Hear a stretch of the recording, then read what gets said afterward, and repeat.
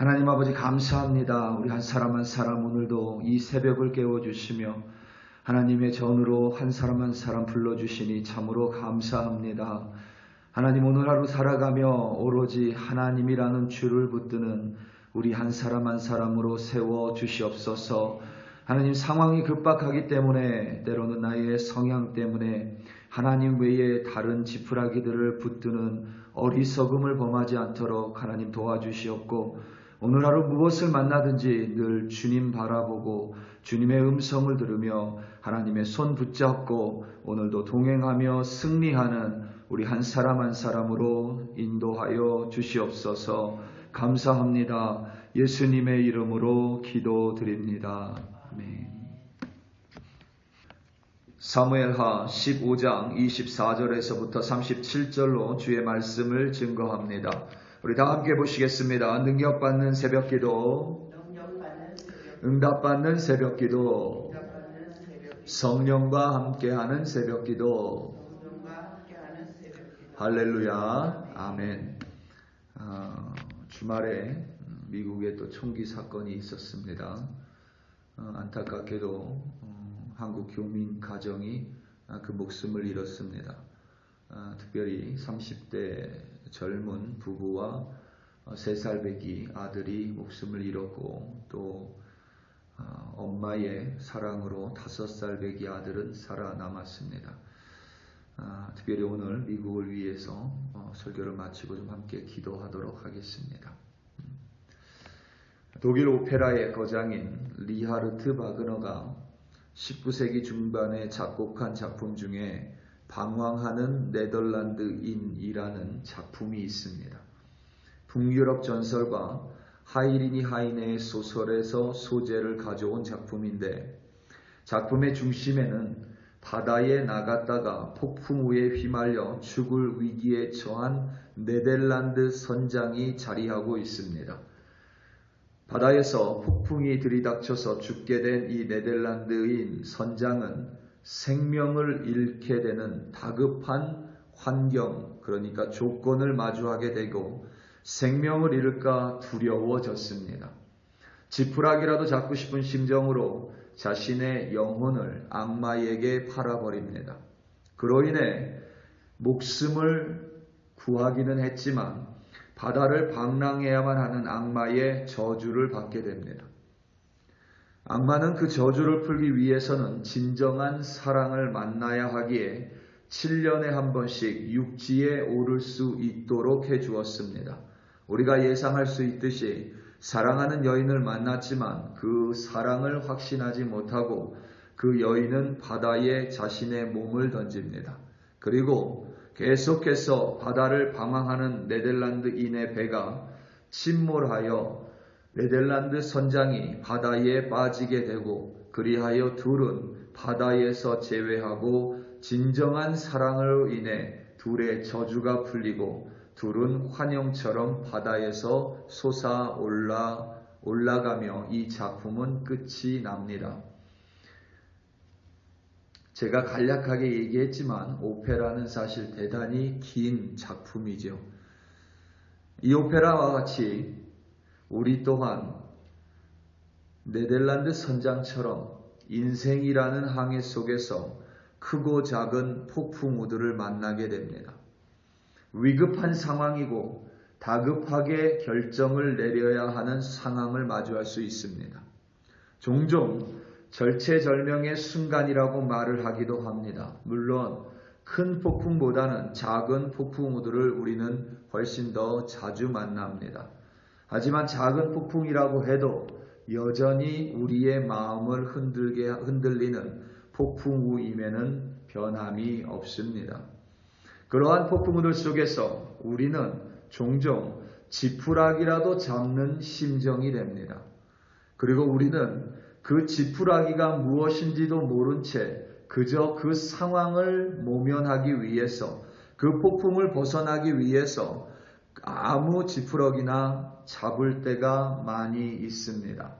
오페라 속 주인공처럼 그것이 악마가 내미는 지푸라기라고 해도 그 순간을 벗어나기 위해서 우리는 종종 그 지푸라기를 잡을 때가 있습니다. 문제는 잘못된 지푸라기는 당장의 위기에서 우리를 구원해 줄지 모르나 오페라 내용처럼 우리를 방황하게 만들 수 있습니다.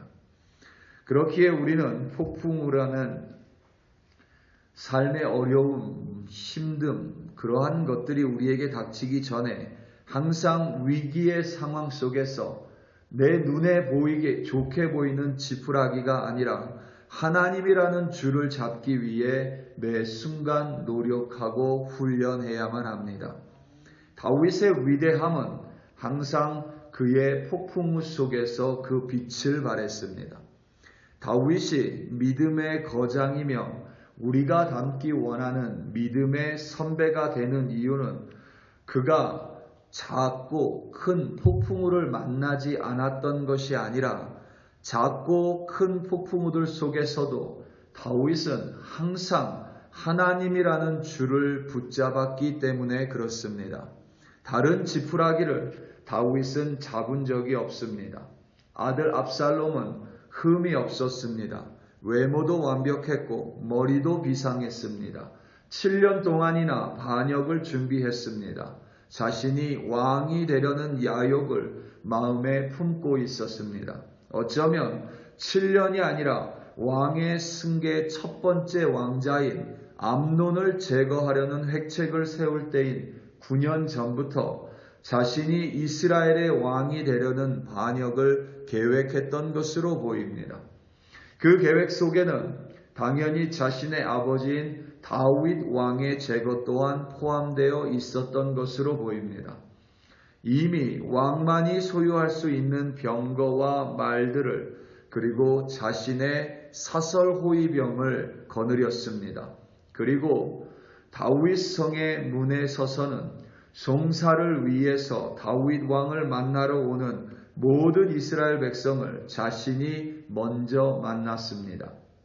송사를 들을 사람이 없다며 자신이 대신 송사를 해주고는 그리고 이스라엘 백성의 마음을 압살롬이 훔쳤습니다. 도적질했다라는 의미입니다. 마침내 거사의 날을 정하고 압살롬은 자신의 군대를 데리고 헤브론으로 향했습니다. 헤브론은 다윗이 유다의 왕이 되고 또 이스라엘의 왕으로 등극했었던 지역입니다. 그런데 그 후에 다윗이 도성을 예루살렘으로 옮겼기에 헤브론 사람들은 나름대로 서운한 마음을 가졌던 것으로 보입니다. 그 사실을 간파한 압살롬이 헤브론으로 가서는 자신이 스스로 자신을 왕의 자리에 올려버렸습니다. 미리 심어놓은 전령들로 하여금 이스라엘 온 지역에서 압살롬이 왕이 됐음을 전달하고 사람들에게 그 사실을 퍼뜨렸습니다. 이스라엘 사람들의 인심이 압살롬에게 향했다라는 소식이 예루살렘에 거하고 있었던 다윗 왕의 귀에까지 들렸습니다. 그런데 그 소식을 접한 다윗 왕은 단 1초의 망설임도 없이 도망치자고 제안을 합니다. 압살롬이 두려워서가 절대 아닙니다. 다윗은 이미 수많은 전쟁을 치룬, 그러니까 전쟁에 있어서 누구도 따르지 못하는 거대한 장수, 거장입니다. 그런데도 다윗은 압살롬에 맞서서 싸우려는 생각조차 하지 않습니다. 다윗에게는 후세와 같은 모사, 요압, 아스달, 이세와 같은 장군과 용병들이 있었습니다. 아무리 압살롬이 세를 모았다 해도 진짜 전쟁을 아는 이들은 모두 다윗 왕의 편에 섰습니다. 그런데도 다윗 왕은 압살롬과 싸우지 않습니다. 다윗 왕은 자신의 모든 것을 버려두고 도망을 칩니다. 그 이유는 이 반역이, 그러니까 압살롬이 반역을 모의한 것 같지만 실상 이 반역이 자신의 범죄함으로 인한, 그러니까 밧세바야고의 범죄로 인한 하나님의 버림을 다윗은 알고 있었기 때문입니다. 그렇기에 다윗은 목숨이 위태로운 급박한 상황에서도 사람이나 무기나 자신의 지략이나 혹은 다른 그 어떤 것들을 붙들지 않습니다. 그런 모든 것들은 다 지푸라기와 같은 것임을 다윗은 이미 잘 알고 있었습니다. 심지어 제사장 사독이 레위 사람들과 함께 여호와의 궤를 메고 다윗 왕을 따랐습니다. 이것은 압살롬이 반역을 일으켰어도 왕의 정통성은 다윗에게 있다라는 것을 보여줍니다. 그런데 다윗 왕은 자신의 목숨을 연명하기 위해서 하나님의 궤를 이용하지 않습니다. 그는 오롯이 하나님 그 자체만을 붙듭니다. 오늘 말씀 24절에서부터 26절입니다. 보라, 사독과 그와 함께한 모든 레위 사람도 하나님의 언약궤를 메어다가 하나님의 궤를 내려놓고 아비아달도 올라와서 모든 백성이 성에서 나오기를 기다리도다. 왕이 사독에게 이르되 보라, 하나님의 궤를 성읍으로 도로 메어 가라.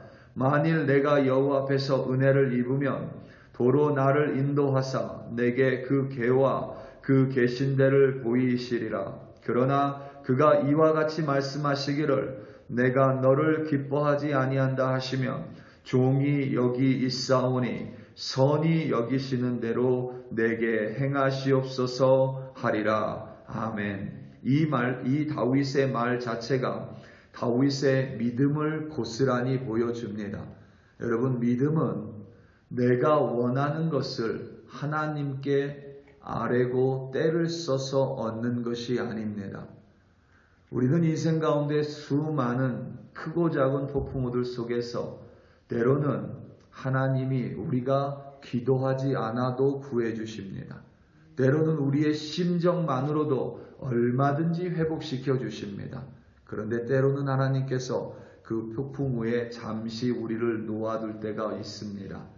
그 폭풍우를 우리가 하나님의 뜻 안에서 그대로 마주할 수 있을 때에 하나님이 폭풍우조차 나를 깎기 위한 하나님의 선하심임을 우리가 믿음으로 고백할 수 있는 것, 그것이 바로 성경이 말하는 신앙입니다. 그리고 다윗은 그 신앙의 모습을 고스란히 보여주기에 우리에게 믿음의 선배로 오늘도 살아있는 것입니다. 우리 사랑하는 성도 여러분, 우리는 매일 크고 작은 폭풍우들을 마주합니다. 그럴 때마다 우리는 종종 급박해서 시간이 없어서 불안해서 이 방법이 가장 나아 보여서 어쩔 수 없이라는 말로 하나님 외에 다른 지푸라기들을 붙들 때가 참으로 많습니다.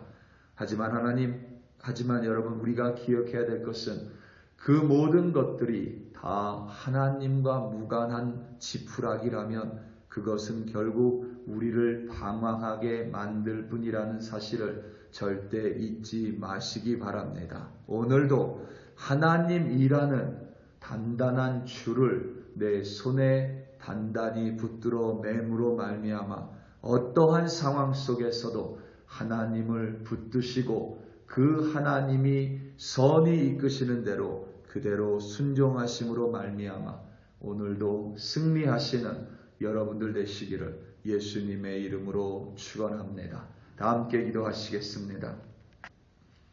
우리 시간 함께 기도할 때에 미국 땅을 위하여 합심하여 기도하겠습니다. 너무나도 많은 사람이 허망하게 목숨을 잃어갑니다. 젊은 코리안 아메리칸 그 부부는 치과 의사였고 변호사였습니다. 또 지역교회를 너무나도 아름답게 섬기는 젊은 교인들이었습니다. 하나님의 사람들이었습니다. 그 엄마가 끝까지 5살 배기 아들을 보호했기에 그 아들은 살았지만 너무나도 허망한 목숨이 누군가의 분노와 누군가의 거짓으로 말미암아 목숨을 잃게 됐습니다. 특별히 우리 이 시간 기도할 때에 하나님께서 그 5살 배기 아들을 붙들어 주시기를, 그리고 사랑하는 가족들을 잃은 유가족들을 붙들어 주시기를, 무엇보다 미국 땅에 속히 총기와 관련된 모든 것들이 안전한 정책이 시행될 수 있도록 이 시간 다 함께 주여 한번 부르시고 합심하여 기도합니다. 주여. 할렐루야 할렐루야 할렐루야. 하나님 아버지, 이 시간 간절한 마음으로 하나님 주말에 있었던 총기 사건으로 목숨을 잃은 자들을 위하여 간절하게 기도합니다. 특별히 아버지 하나님, 교민 3명이 목숨을 잃었습니다. 일가족입니다. 5살 배기 아들을 제외하고 엄마와 아빠, 동생이 목숨을 잃었습니다. 하나님, 그 5살 배기 아들을 붙들어 주시기를 간절히 기도합니다. 사랑하는 가족들을 잃은 유가족들을 붙들어 주시기를 기도합니다. 아버지 하나님, 속히 이 땅 미국 땅이 하나님을 바라보고 하나님 안에서 하나님을 바라보면서 하나님 모든 지정자들이, 하나님 정치인들이 자신의 사사로운 이익으로 여전히 총기를 휴대하고 그것으로 말미암아 너무도 안타까운 목숨들이 허망하게 이 세상을 떠나는 이러한 너무나도 힘들고 슬픈 일들이 더 이상 반복되지 않도록 하나님 지정자들과 정치인들 붙들어 주시옵소서. 속히 온전한 정책으로 말미암아 누구보다 안전하게 이 땅을 살아가며 하나님을 섬기고 이 땅이 하나님의 도구로서 멸망 가운데 하나님의 진리와 사랑과 은혜를 전파하고 복음을 전파할 수 있는 나라가 될 수 있도록 하나님이 미국 땅을 붙들어 주시옵소서. 하나님 긍휼히 여겨주시고 하나님 미국 땅 가운데 특별히 하나님 정치인들, 하나님 지도자들, 대통령을 붙들어 주사 하나님 이 땅이 하나님 보시기에 정말 아름다운 땅 될 수 있도록 하나님 미국 땅을 붙들어 주시옵소서. 할렐루야 할렐루야.